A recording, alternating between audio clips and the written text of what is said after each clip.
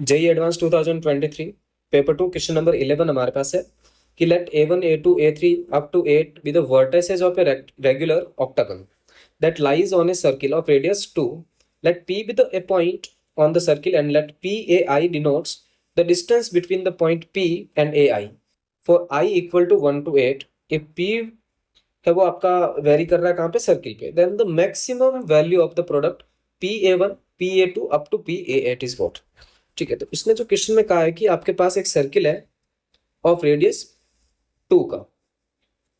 ठीक है, यहाँ पे एक सर्किल हमने बना लिया रेडियस 2 का, और उसने कहा कि अब एक ऑक्टागन ड्रॉ करना। तो देखो यहाँ पे एक ऑक्टागन के लिए 8 साइड्स होगी, 1 2, और ये 3 पॉइंट्स हमने 4 पॉइंट्स चूज कर लिए, और ये आपके पास 4 पॉइंट्स है।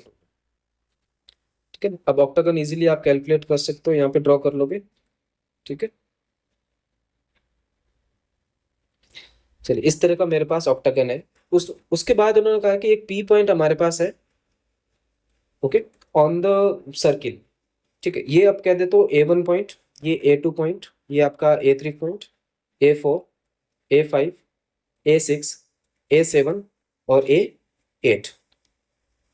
ठीक है, यहां तक तो मेरे को समझ में आ गया। और एक इसने कहा था कि रेडियस ऑफ सर्किल है वो आपके पास 2 है। अब हम क्या प्रोसीड करें इसके अंदर। एक तो मेथड कहता है कि रेगुलर ऑक्टागन आ गया, उस पे भी आपके पास 8 वर्टाइसेस है, तो मैं जा सकता हूँ किसके थ्रू, कॉम्प्लेक्स नंबर के थ्रू, है ना। क्यूब रूट ऑफ यूनिटी होती है, उस तरह से मैं कह दूंगा 8th रूट ऑफ यूनिटी है। बट मैग्नीट्यूड जो है वो क्या है इसका, 2 है ना। जो लेंथ है वो आपने क्या कर दिया, इंक्रीज कर दी है। क्योंकि अदरवाइज देखोगे तो आप जो रेगुलर ऑक्टागन होता है,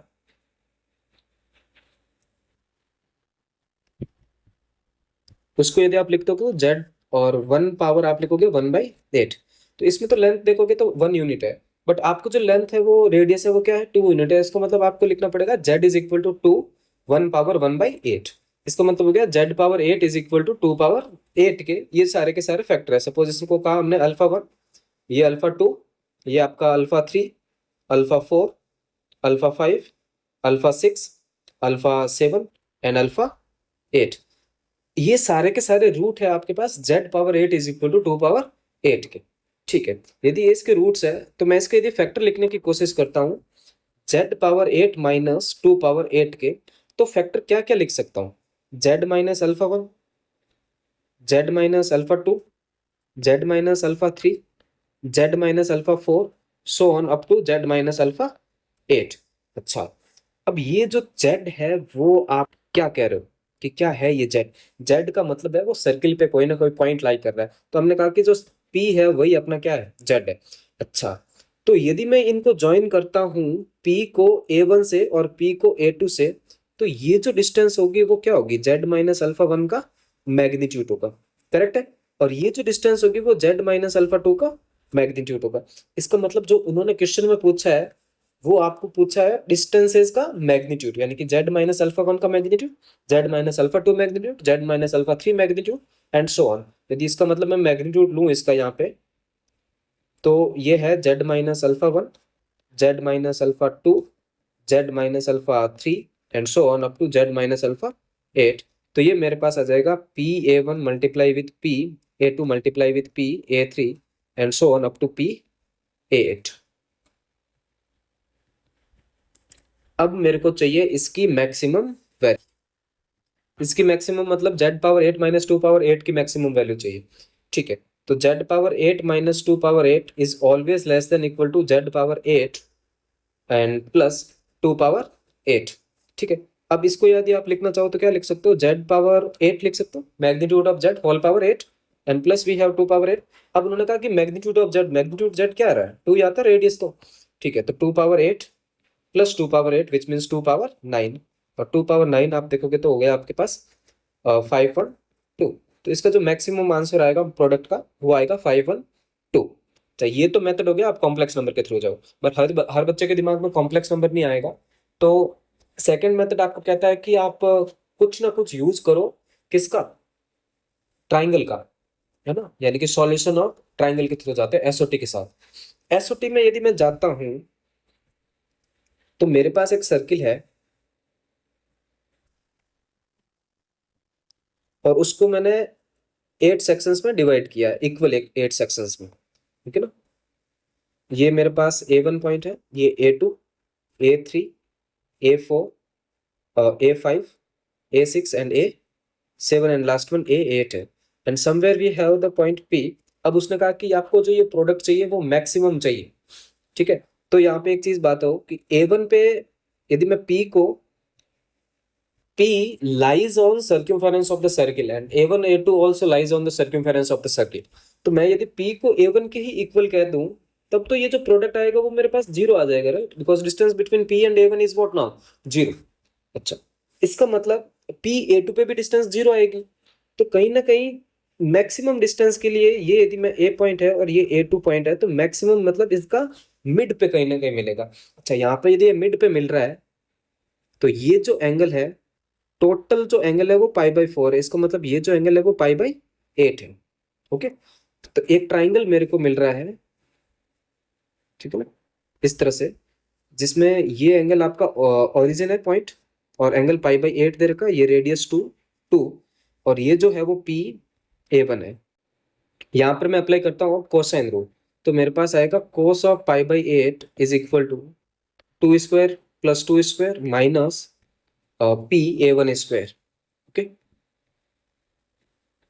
अपॉन 2 मल्टीप्लाई विथ 2। इसका मतलब आ गया 8 cos of π/8 -8 is equal to minus of PA1 square. तो आ गया 8 - 8 cos of π/8 is equal to PA1 square. Okay, देखो अब मैंने यहाँ पे ये स्क्वायर के टर्म में लिखा है तो इसका कहीं ना कहीं यूज होगा, क्योंकि ये जो डिस्टेंस है वो अब इक्वल है किसके, इस डिस्टेंस के, बिकॉज एंगल जो आपका देख रहे हो तो ये भी π/8 ही एंगल है, ठीक है ना। सिमिलरली यदि आप बात करोगे, ठीक है ना, इस पॉइंट से यदि मैं A3 की डिस्टेंस मेजर करता हूँ और A8 की मेजर करता हूँ तो वो दोनों डिस्टेंसेस क्या है, इक्वल है। इसका मतलब मैं यहाँ पे कह सकता हूँ कि जो PA1 है वो इक्वल है किसके, A2 के, और PA3 है वो इक्वल है PA8 के, और P जो A4 है वो इक्वल है PA7 के, और PA5 है वो इक्वल है PA6 के भी, ठीक है ना। और सारे के सारे देखो इसी फॉर्मूला से आपके पास आ जाएंगे, ठीक है ना। ओनली जो चेंज हो रहा है वो क्या होगा, एंगल, क्योंकि अब यदि मैं यहाँ पे एंगल मेजर करता हूँ तो ये 45 + π/8 हो रहा है, यानी कि π/4 प्लस हो रहा है आपके पास π/8, यानी कि इसका मतलब हो गया 3π/8 एंगल पे मिल रहा है। तो सेम ही मिलेगा यदि आप यहाँ पे A3 का स्क्वायर लिखते हो तो आएगा 8 - 8 cos ऑफ 3π/8, ठीक है। और यदि आप PA5 का स्क्वायर लिखते हो, है ना, सॉरी PA4 का, तो आएगा 8 cos ऑफ, अब यहाँ पे जो एंगल आप मेजर करते हो तो आपको टोटल ये एंगल चाहिए, ठीक है ना। तो 45 90 प्लस π/8, यानी कि π/2 प्लस π/8, इसका मतलब एलसीएम 8 आ गया, यहाँ पे 4 और 5 π/8 आ जाएगा मेरे पास, ठीक है। और नेक्स्ट यदि आप फाइंड करोगे तो वो PA5 फाइंड करोगे उसका स्क्वायर, ठीक है, तो वो आ जाएगा 8 - 8 कोस ऑफ, अब देखो अगेन इसमें क्या हो गया 5 π/8 में आप ऐड करोगे क्या π/4, यानी कि 2π/8 को, तो 7 π/8 आ जाएगा आपके पास, ठीक है।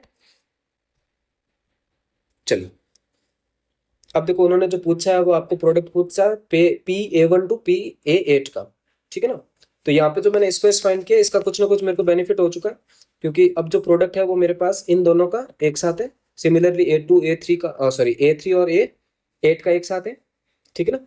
सिमिलरली A4 और A7 का एक साथ है, और A8 और A6 का एक साथ है। यदि मैं इनको प्रोडक्ट को मल्टीप्लाई करता हूँ, यानी कि PA1 square multiply with PA3 square multiply with PA4 square and multiply with PA5 square, तो मैं देखूंगा कि यहाँ पे मेरे पास आ रहा है, देखो 8 सब में से कॉमन आ रहा है, तो 8 है वो 4 टाइम्स कॉमन आएगा, और बच्चे का क्या inside 1 - cos π/8, 1 - cos 3π/8, 1 - cos 5π/8 and 1 - cos 7π/8।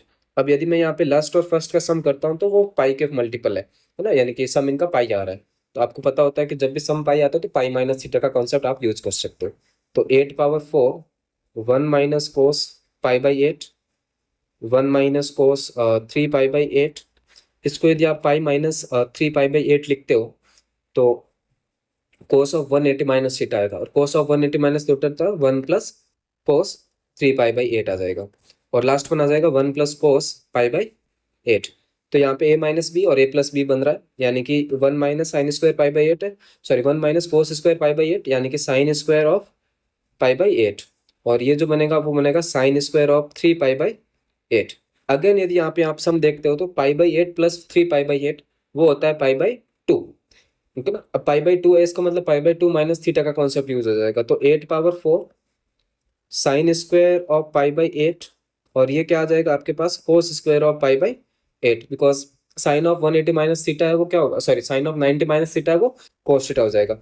ठीक है, तो इस तरह से मेरे पास आ गया। और अब यहाँ पे एक मेरे को चीज बनती हुई दिख गई, that is 8 power 4 multiply with, यदि मैं यहाँ पे 4 से मल्टीप्लाई और डिवाइड कर देता हूँ और इसको लिखता हूँ sine of pi by 8 and cos of pi by 8 and square we have, okay. तो ये क्या बन गया मेरे पास, cos 2 theta, sorry sine 2 theta का फॉर्मूला, है ना। साइन 2 थीटा जो होता है वो हमारे पास क्या होता है 2 sin थीटा कोस थीटा, और इसका यदि स्क्वायर कर दोगे तो आएगा sine square of 2 theta that is equal to 4 sin square theta and cos square theta. तो इसका मतलब ये हो गया 8 power 4 divide with 4 multiply with, ये आपके पास आ गया है sine pi by 4 whole square, और साइन पाई बाई 4 को आप देखते हो तो यहाँ पे आ जाएगा मेरे पास 8 cube, because sign pi by 4 1/√2, 1/√2 square is what 1/2। तो यहाँ पे आ गया 8 power 4 and 4 multiply with 2 that means 8 cube. अब 8 क्यूब की बात करते हो तो ये लिखा हुआ है आपके पास 2 power 9 which is equal to 512। तो इस